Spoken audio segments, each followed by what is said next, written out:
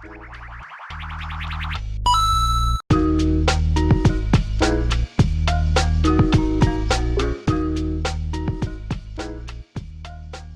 10 players left. There's 5 players on both tables. The payouts are quite flat initially, but then really top heavy for like the top 3 or 4 players. I'm coming 9th with 10 left, and I have 23.2 big blinds, 580,000, 25k big blind. The guy who's got less chips than me is on my right, and he's already folded. He has 510k. One guy has, I think 2 people have 800 to 850k, and then everyone else has over $1 million. So there isn't like any short stacks or anything. It folds to me on the button with my 23.2 bigs, and I have pocket 4s. And the only context I'll give you, the big blind is the chip leader. He's like a little bit aggressive, at least probably not as aggressive as he should be playing with the context, but he's not playing passive by any means. The small blind is definitely playing too tight. He's definitely folding too many hands versus aggression, and he's definitely not opening enough, and like he's not calling all-ins enough, etc. What do you do with pocket 4s on the button? You can just fold, you can just open fold your hand. Big spot, we're on the final table bubble. Playing 5-handed isn't ideal for me with my stack either. You can min raise, try and steal, but then if someone goes all in, you have to fold. You can limp, but then this gives the small blind a better price, even though he's playing tight, and the big blind gets to realize his equity with every hand, and he's probably still gonna go all in with like pocket 2s if you limp, so you're not gonna stop that hand from making you fold. Or you can just go all in, which puts your tournament life at risk, and it's a lot of big blinds to risk, 23.2 bigs. I really didn't want to make a mistake. It's in my edge to use more time because we're not hand for hand. Playing 5-handed with a big ante with the chip leader on my table isn't ideal. So as soon as we go to the final, that's going to be a lot better for me because we're not playing short-handed anymore with a big ante where I have to play a bit tighter. And while I tank, people can bust on the other table because we're not hand for hand. It's a really nice spot for me to take my time in every spot, which I was doing, unless I had like an easy fold. But if I was entering the pot, I was trying to really think through my decision and take a little bit long, like not take the piss, but like at least think it through thoroughly, think of every outcome. So if I had like aces here, I would have tanked for a good 30 plus seconds as well. So I've input all the variables here already, which is 5 players on both tables. I've input all of the exact stacks. I've put in 10 players left, I've put in the exact blinds, I've put in everyone's stack here, and it's folded to me on the button. I've also put in the exact payout structure. I've made my own custom tournament. So everything here is accurate in terms of this position I was in. But here's the first differential. So first of all, I'm just gonna click ICMIs here. It will tell you what I should go all in with if everyone plays perfectly. So already I can see the hand that I had, pocket 4s, it says dollars, but this is pounds. So my all in here, assuming that everyone plays perfectly, ICM and robot, makes £431. So already that's a nice place to start to say that I shouldn't fold, because if going all in makes me £431, it's pretty hard to imagine fold's going to make me that much. But obviously there's still a big difference in how often we bust. So it's a nice bit of information here that ICMizer tells you that I'm going to bust out 12.34% of the time when I go all in here as well, which is obviously worst case scenario, go out of the tournament in 10th by going all in. Which is an important factor when you're playing a soft tournament, especially with an hour clock. If you think the people left are making big mistakes, then it is possible that folding can make you more than this, or at least that there's a lower variance way to make a similar amount of EV. Like if I can make this much EV in another spot without busting as often, then maybe this spot wouldn't be as nice as it looks on the face of it. But here's the other thing about this spot. You can see as I was thinking about the spot, I knew my options were all there. I didn't, my initial thought going into it was the small blind is a bit too tight, so I didn't want to fold, so I ruled that out pretty quickly. I would have probably folded 2s and 3s, as I said. Or if I had less than 20 big blinds, I wouldn't have really needed to think as long either. I would have just thought all-in's the only option. If I had more than 25 big blinds, I would have thought that min raise is probably the best option. But this awkward 20 to 25 big blind range is kind of awkward. So I want to gain the advantage of thinking the small blind is too tight, which means I want to either call or raise or jam. If I call, the small blind's a bit smaller, so he probably does fold more. He probably doesn't complete as often too, but it's still like letting more people realize equity with a hand like 4s. 4s does still prefer going heads up, and I think that clinches out limp for me at least a little bit. But the big blind can also defend really wide. He's chip leader, like he also can jam wide, so he can jam with like ace-2, even though I don't think he will, but he can jam with definitely pocket 2s and make me fold. He can probably jam with like ace-2 suited, and then numerous hands that are 2 overs, like king-queen, queen-jack suited, ace-10, and all of these hands, which may fold to an all-in. A lot of them probably would, that would go all in, which is another benefit to going all in. But obviously if I min raise and he calls and I end up he does get to play quite aggressive post flop with his draws and like kind of put me in, but that doesn't necessarily mean he's going to as much as he should as well. He does get to call with a lot of hands that are just like junky 2-overs, like 7-6 offsuit, or like a 10-5 suited, and like loads of hands like that that are really nice to get rid of. But if I min raise, I'm never going to really bust the tournament. I mean, unless I like triple barrel or like get called or whatever, like it's very unlikely I'll bust the tournament when I min raise, which is the main argument for it. To be honest, I ruled out min raise too quickly in game because I thought he can jam with all of these hands, but in reality I don't think he would have jammed as wide as he can. I don't think he was going to jam the ace 2 off there as much as he maybe could. So there's all the hands that I'm really hating to raise fold against probably aren't there when I've got 23 bigs, because it is quite a lot. Like, so no one wants to just like put their foot in it there when they've already got loads of chips. So based on how he was playing, I do think min raise could have been better, but let's explore how good jam really is based on the assumptions I made. I don't think they're the type of players to just put me on the small pair when I do this, because it was a new situation. I hadn't done this big open jam yet, and it is reasonable for me to have other hands as well, and no one wants to just call off 20 something big blinds in such a specific spot. If this is the range I'm supposed to go all in, or can go all in with profitably, then this is the range he's supposed to call with. But how do I think that they are actually responding? Let's take a look. Pocket sevens, I don't think the small blind is ever calling with, and that's my honest opinion what I thought in game. I thought eights, I'm not sure what he does, but let's give him all the pocket eights, because I mean I probably want to discount a little bit, but let's give him all of them. Ace 10, not a chance. Ace 10 suited, no. Ace jack offsuit, I don't think so. Ace jack suited, I'm not sure. I'm really not sure. I think it's a pretty hand. It's hard to fold. I'm just going to leave it there for the sake of this being like, let's give him more hands, if a slightly wider range if possible. So if this is the small blinds calling range, 8s plus, ace queen, ace jack suited, which I completely believe. And then what's the big blinds calling range? I don't give him pocket 5s. 6s, I'm not sure. Let's give him pocket 6s, but I never would give him ace 8 suited, never give him ace 9 suited, never give him king jack suited, never give him king queen O, never give him ace 10 O, and then okay, let's give him this: ace 10 suited, king queen suited, ace jack offsuit. Let's give him this range. I think he would have definitely called more than the small blind, well, obviously as he should. I think this is kind of reasonable. I would discount a little bit more of this as well, but let's give him this range. And then now that I've gave these guys the slightly tighter ranges based on my push, can I push more? Do I make more money when I do go all in?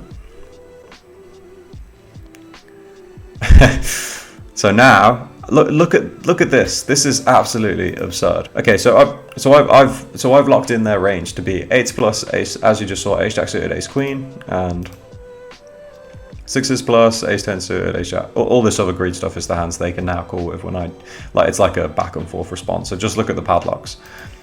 Now these are the hands I can go all in with now. Now this is true, and look how much pocket 4s makes. All of us, it's making £805. This is just absolutely absurd.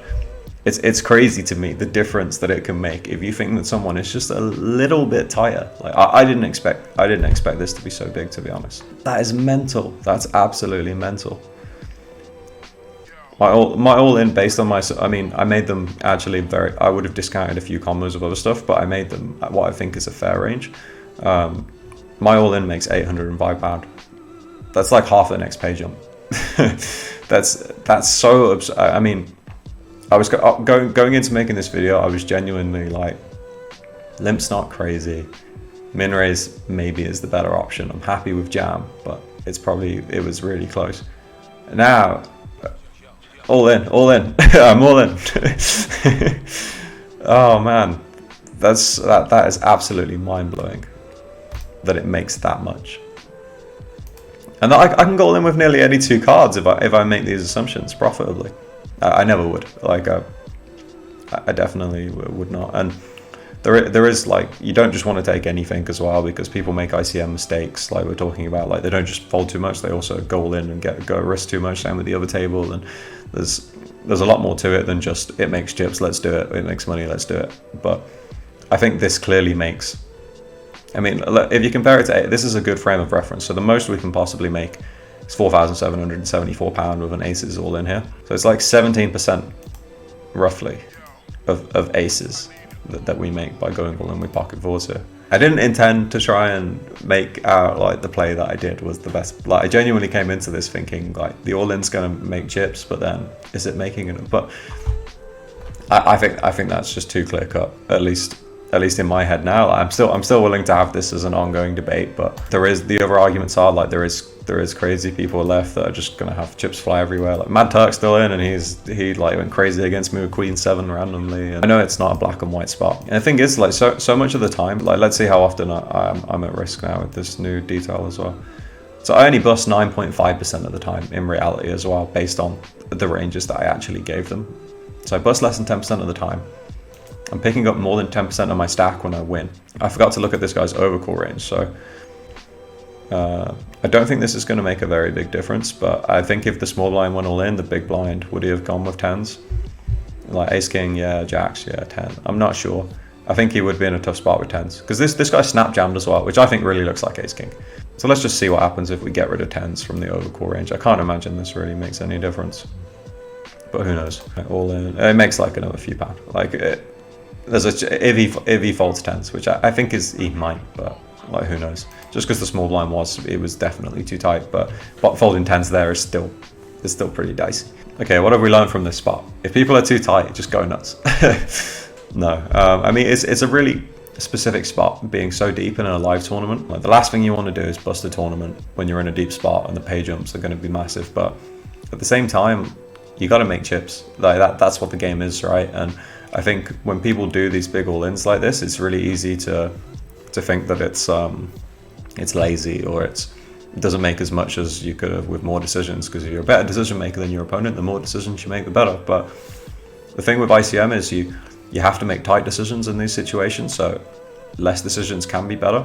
I know it has to balance out with how good your opponents are as well, but I do still need to make chips. Like I can't win the tournament with 23 big blinds and the blinds going up and then just having an all-in or fold anyway. Like I'm gonna have to free bet jam over people anyway, which is if anything riskier. Like I find a good spot and it's so easy to just get cooled anyway. Once you've less than 25 bigs, your stack just has to go in sometimes. And yeah, it's nice when you just raise, get called, and you just get to play a pot post flop, or you just defend and get to play a pot post flop. But there's still all of the other factors of the game, and this hand is one of them. So to be honest, I was happy with how I played this in game. I thought about it for a long time, and I came to the conclusion that this was best. In hindsight, I became unsure again. I was leaning back towards the fact min raise might be better. All options clearly on the table. I think fold I ruled out because small blind's tight.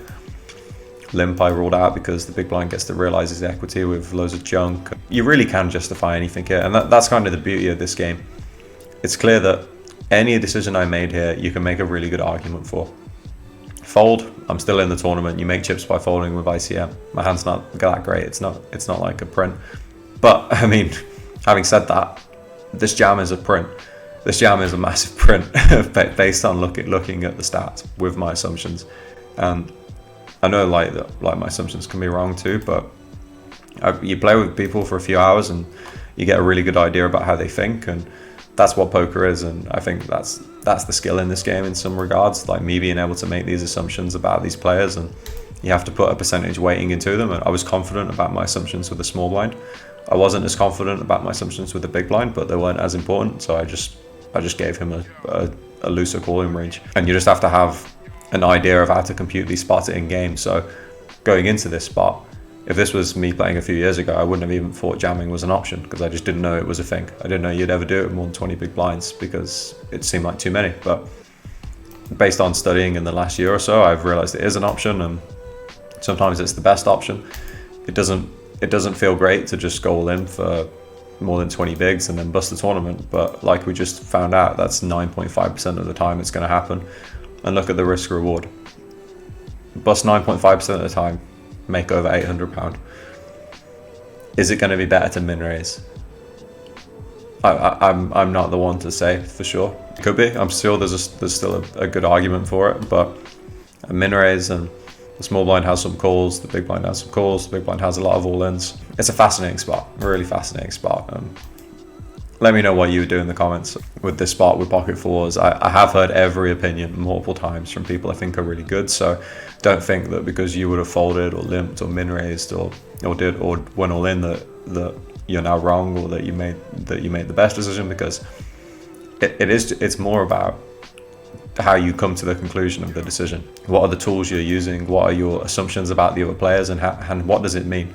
And I've learned a lot from actually looking at it. I was expecting that fours made a tiny bit and then it made a tiny bit more, but it actually makes a decent amount and then makes a lot more based on the assumptions. And I think this is massive, being able to see that there's so much of a difference here, but for so much of a small change. It's crazy. Yeah, I didn't even get rid of that many hands. Maybe my own bias have helped me come to the conclusion that I made the best decision here. I don't know. You tell me. I feel like I've tried to come into this with an open mind. It is always nice to prove yourself right as well. If you can look at this and still think that there's a better option than go all in with fours, then I really need to hear it. I need to hear the reasons, because it's really hard to think about it, how much it's worth to raise. Because when like pocket fours here with 23 bigs, you wouldn't think it's actually worth that much in any, like if it folds to you on the button with pocket threes with chip EV and like 30 bigs, pocket twos you can just fold even with no ICM, because these hands are just not worth much if people play perfect. I mean, based on how people actually play, I think you should play them, because they'll go from making a tiny bit to like a small amount but still like worth playing. Pocket fours here on the button with 23 bigs, you wouldn't imagine it's worth very much. It's really hard to imagine that it can be worth more than that in any other decision. And it's just, is it worth busting out of the tournament 9.52% of the time to make £808? Or £800 if he overcalls with tens as well, whatever it was. But yeah, that was the video for today. I hope you enjoyed getting to explore the robots version of events. I'm happy with the decision. I was already happy with the decision I made. I'm a lot happier with it now, now that I've seen this, to be honest. But hey ho, let me know in the comments what you do. Would you have called? Would you have folded? Would you have raised? Would you have jammed? And what would you do now, given that you've got this information? Thanks for watching.